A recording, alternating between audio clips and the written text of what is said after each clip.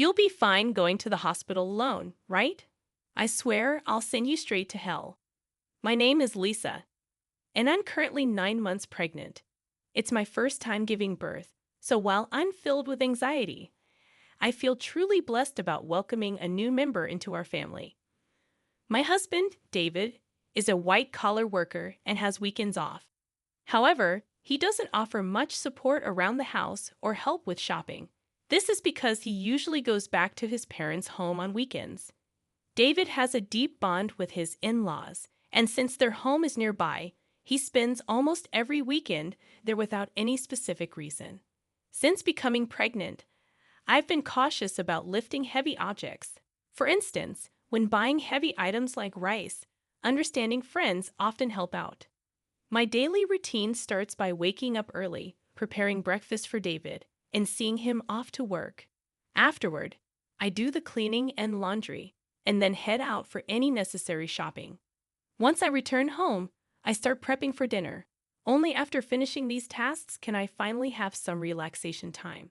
Since taking maternity leave, I've taken up a new hobby, blogging. Every day, I write a diary accompanied by photos I take, such as meals, the blue sky, flowers blooming in the garden, and more.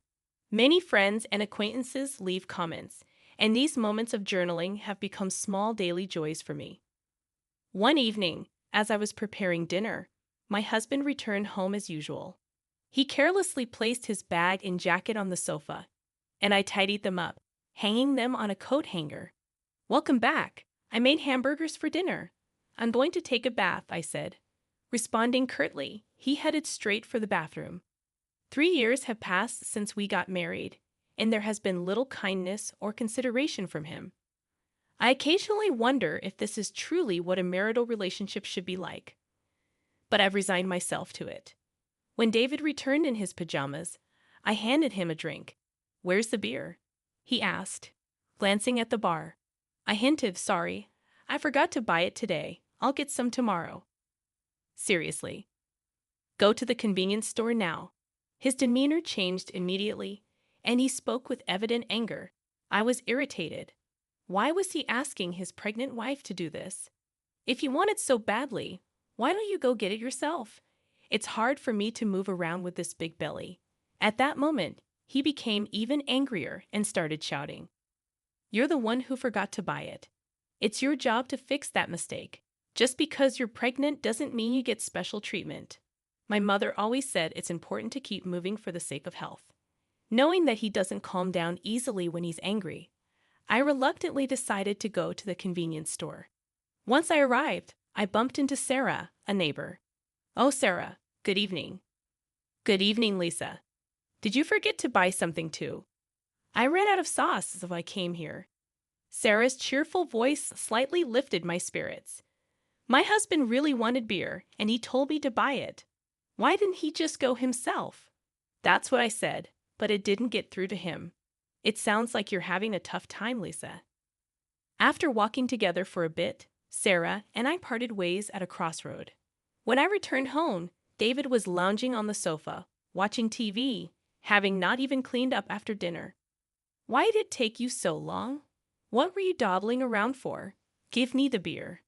David's disgruntled voice and his insensitive remarks made my heart ache. However, I handed him the beer without a word and began cleaning up after the meal. How could he say such things to me, especially when I'm pregnant? I felt the urge to retort, but I didn't want another shouting match, so I remained silent. Afterward, I had my dinner, took a relaxing bath, and headed to the bedroom. The next morning, David acted as if nothing had happened. It seems he's the type to forget everything after a good night's sleep. However, I couldn't forget his words from the previous night, and I consciously ignored him. "Why are you making that face so early in the morning? Don't take it out on me. I'm heading to work now, so be a bit considerate. You know the importance of appreciation, right?"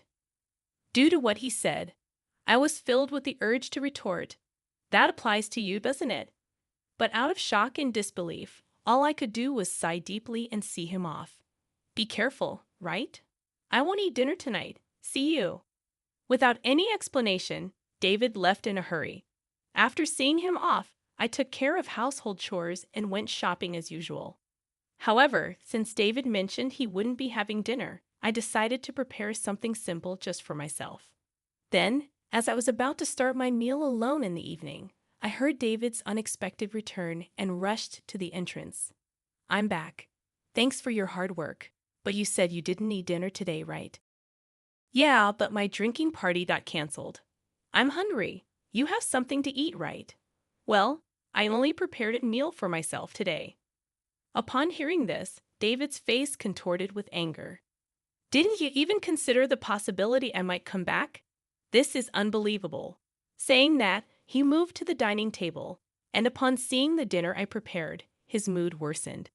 "What do you call this a meal? I seriously question if you're properly doing your duties as a housewife. Don't waste the money I'm working for." I quickly prepared something for myself. "Please don't get mad like this. Maybe you should learn proper cooking from my mom. Honestly, I've always found your cooking lacking." Again, he always compares me to his mother. Doesn't he realize how hurtful these comparisons can be? "I can't eat this. Go buy something." Hearing this, my heart sank further. What does he think of me? It's already night, and I've taken a bath. Can't you go buy it yourself? Forget it. You forgot to buy beer yesterday, didn't prepare dinner today. It's so frustrating. "I'm going back to my parents' place." David stormed out and left alone in the house. I strangely felt a sense of relief. The next morning, as I expected, I received an angry call from David's mother. "How can you not serve David a proper meal? This feels like moral harassment, if not worse." I explained what happened yesterday, but she wasn't accepting it. So I apologized and ended the call. After the call, my mood plummeted. Since David wasn't home, I decided to have a leisurely late brunch. However, the thought of David coming back tonight weighed on my mind. Considering yesterday's events, I decided to make tonight's dinner special. I shopped with more care than usual, picking out ingredients and adding David's favorite beer to the cart. I was determined to prepare a dinner that would earn David's praise. I shortened my blog update time a bit to allocate more time to cooking. After dedicating ample time to preparations, the table was set beautifully, as if it was a special occasion. Looking at it, I felt a sense of accomplishment and couldn't help but praise myself. With this, he should definitely be satisfied. I waited patiently in the dining room for David to come home, but as time passed, there was no sign of him. I tried contacting him several times via my smartphone, but there was no response, and I became more worried as the clock continued to tick. 1 hour, then 2 hours passed, and I began to get anxious. Did he possibly go to his parents' house? Thinking this, I called David's parents to check, but they said he hadn't come there either. I tried calling David multiple times, but still, there was no response. As midnight approached, just when I was considering contacting the police, a staggering David returned home. He seemed clearly drunk. "I'm home, hiccup." I rushed to the entrance in concern and found David lying on the hallway floor. "What happened?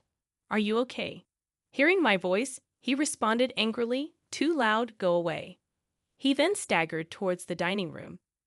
When I tried to support him, he forcefully shook off my hand. "Don't touch me. Don't come near me with that ugly face. To think you're my wife." In his drunken state, he spat out those words and then just lay down right there. Those words were beyond shocking. Why? Why can't he consider others' feelings? His remarks hurt me deeply, and I was filled with thoughts of maybe he no longer sees me as family. Tears welled up in my eyes. I put so much effort into cooking, it was all for nothing. With that thought, I had my dinner alone and enveloped in loneliness. The next morning, David woke up as if nothing had happened. "My head hurts. I guess I drank too much." "But why did you leave me in the hallway?" "You chose to lie down there, David. It's not my fault." "Aren't you my wife? At least take care of me when I'm drunk." David's words made me wonder why he always blames me right away. If you weren't going to eat at home, you could have at least let me know. I had prepared a nice meal, and I called you multiple times. Why didn't you answer? Then David replied nonchalantly, "My drinking party from the day before got rescheduled to yesterday." Do I have to report everything? Besides, you know how hard it is to pick up the phone during a gathering. Think about my situation. With every word David said, my heart got colder and my expectations of him diminished. That way, I won't feel hurt or disappointed anymore. This thought lingered in my mind that I'm taking a break and going back to my parents' home tomorrow. Being with you lately feels unpleasant and boring. Seeing David's attitude of looking down on me made me increasingly consider the option of divorce. Our baby is due soon, and my heart races in anticipation. Even though I've heard stories about the pains of labor from friends, my excitement to meet the new life inside me overshadows those concerns. The neighbors often encourage me with words like, "It's just a little while longer," which brightens my mood. "Hey, want to go on a family trip soon after David returned home?" He made a surprising suggestion. "Really? But I'm talking about a family trip. My mom and dad want to join." I was taken aback. Why would parents make such a proposal? Tensions exist between me and David's parents whenever there's an issue concerning David. They tend to blame me, like the previous phone call incident. However, the sudden idea of a trip left me doubtful. I'm about to give birth soon, and traveling a long distance might be a bit risky. David replied, "How many times do I have to tell you? Just because you're pregnant doesn't mean you're sick. My parents are thoughtfully inviting us. But what if something happens? It'll be fine. Everything's already decided. We'll go for 2 nights and 3 days next week." "What? Next week is my due date. That's a bit. Just do as you're told. Prepare for the trip." End of discussion. David just expressed his opinion and then left the room. I'm in trouble now, I thought to myself. The next day, I sought advice from a close friend and explained the situation. She was concerned and said, "That's a bit too much." While I was contemplating how to decline the offer, the day of the trip suddenly arrived. "Actually, I'm not feeling well today. I'm worried about the baby, so I'm going to rest at home." I tried to use that as an excuse, but David didn't seem convinced. "Anyway, you can just rest in the car, and you'll be fine, right? Come on, bring a luggage. We're heading to my parents' house, so hurry up." As we headed to the car, I was worried and asked, "Is this really okay?" After loading our luggage into the car and sitting in the passenger seat, I felt warmth at my feet. Looking down, I noticed water spreading around them. "Oh my water broke." I immediately informed David. "David, I think my water just broke. Please take me to the hospital quickly." Taken aback by the situation, David exclaimed, "Are you serious?" "Yes, I'm serious. We need to go to the hospital now. The baby might be coming." While trying to clean up the water with a towel in the car, David suddenly opened the passenger door.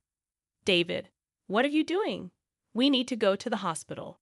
Get out, you're going to make a mess in the car." I was in complete shock. "What are you saying?" I said, "Get out. I need to clean the car." Then David forcefully pulled me out of the car. In this unbelievable situation, David said, "I can't believe this. We were supposed to be on a family trip. Just go to the hospital by yourself." I was too shocked to say anything as I called out to David, "Wait, how can you leave me here like this?" He drove away, leaving me behind. Feeling overwhelmed, I quickly dialed for an ambulance. When someone approached, asking, "Lisa, are you okay?" It was Sarah, looking concerned. Sarah immediately recognized my predicament and arranged for a special taxi, comforting me throughout. Grateful for her kindness, tears streamed down my face. Soon after, I safely arrived at the hospital, thanks to Sarah's help. On the way, she held my hand and cheered me up, staying by my side until I was taken to my room. While being transferred, I made a silent vow. I will make him pay for this. Even as labor pains grew, Sarah kept holding my hand. Furthermore, she contacted my parents, who soon arrived at the hospital and looked deeply concerned.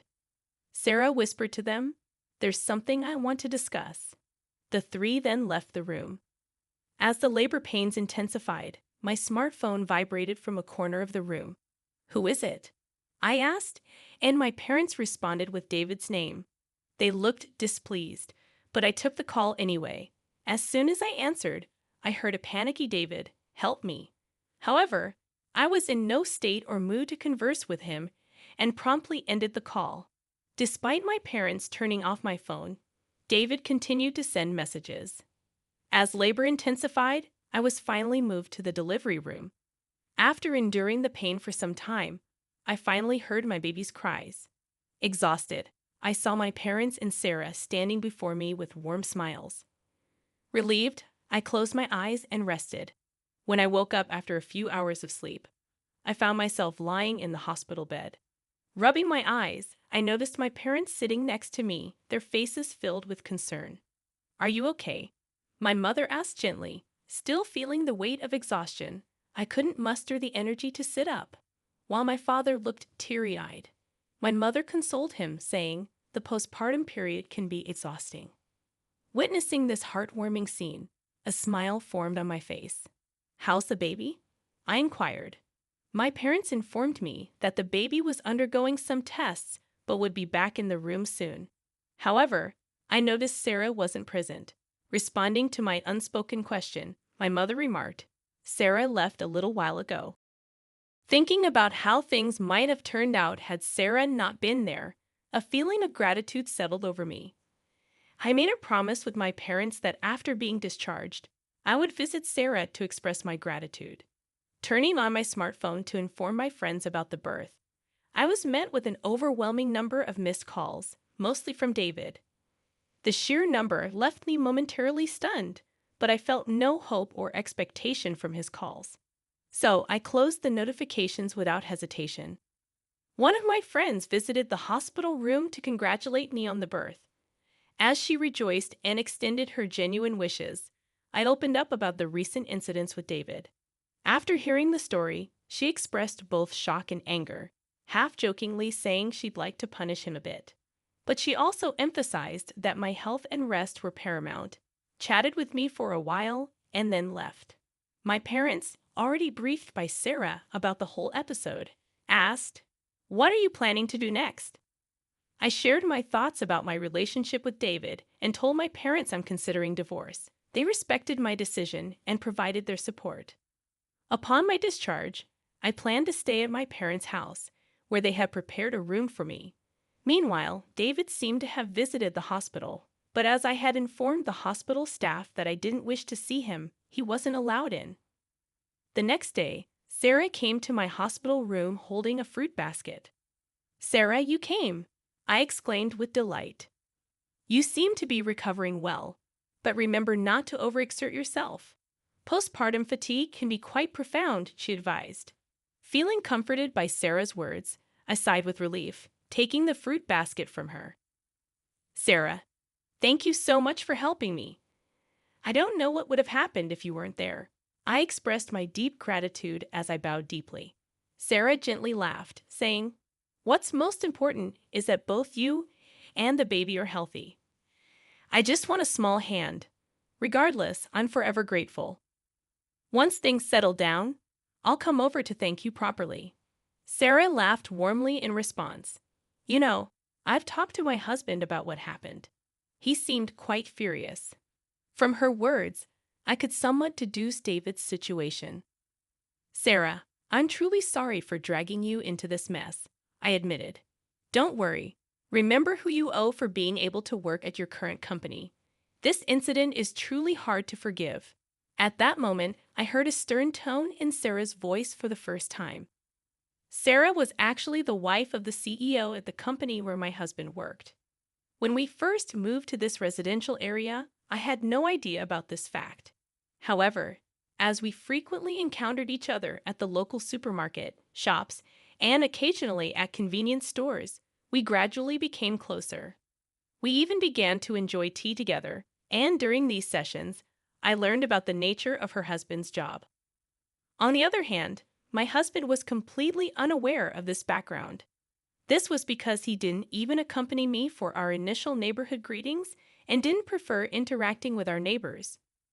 Sarah had previously told me gently, "I don't want to cause any trouble, so don't tell your husband," and I had respected that request. Knowing that I was pregnant and still being forced to endure my husband's unreasonable behavior, Sarah had several times suggested, should I talk to my husband about this? However, I had always declined, not wanting to trouble her. But with this recent incident, perhaps even Sarah reached her limit. That's why my husband kept calling Sarah. I really can't thank you enough for everything. Sarah's strong words made me realize how fortunate I was to have someone who'd go to such lengths for me.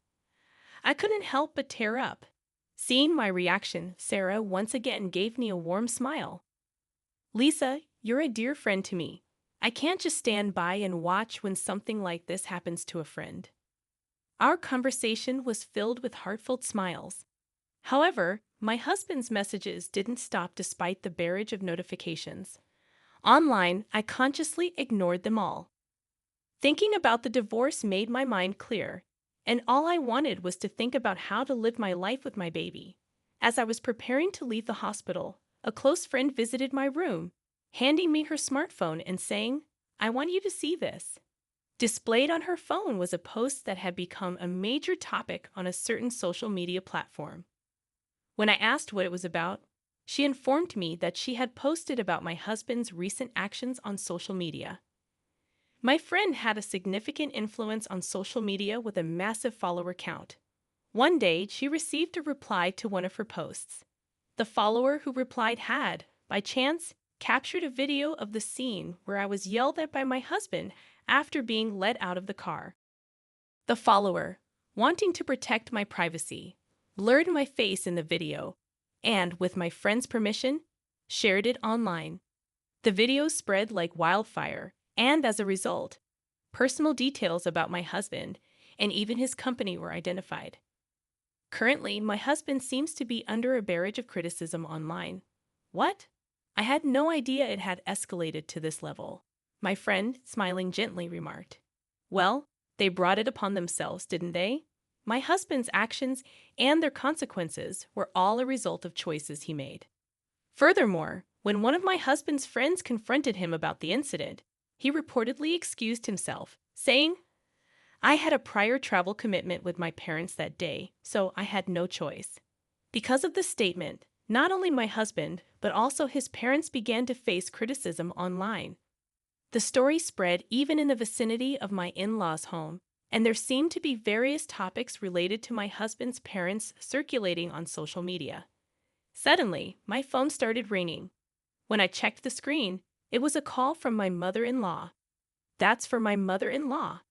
My friend, eyeing the screen of my phone with interest, suggested, why don't you pick up and give her a piece of your mind?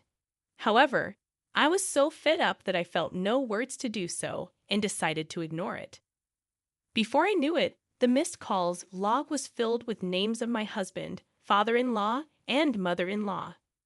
Ever since the incident was highlighted on social media, even the hospital staff seemed to be aware of my situation and started offering genuine support. Whether my husband or in-laws came to the hospital or called multiple times, the hospital staff didn't allow any contact with me. As my discharge date approached, I had one pressing worry: whether my husband and in-laws might be lurking outside the hospital. My parents reassured me, saying, you have nothing to worry about. But the thought of my precious baby being in danger left me anxious.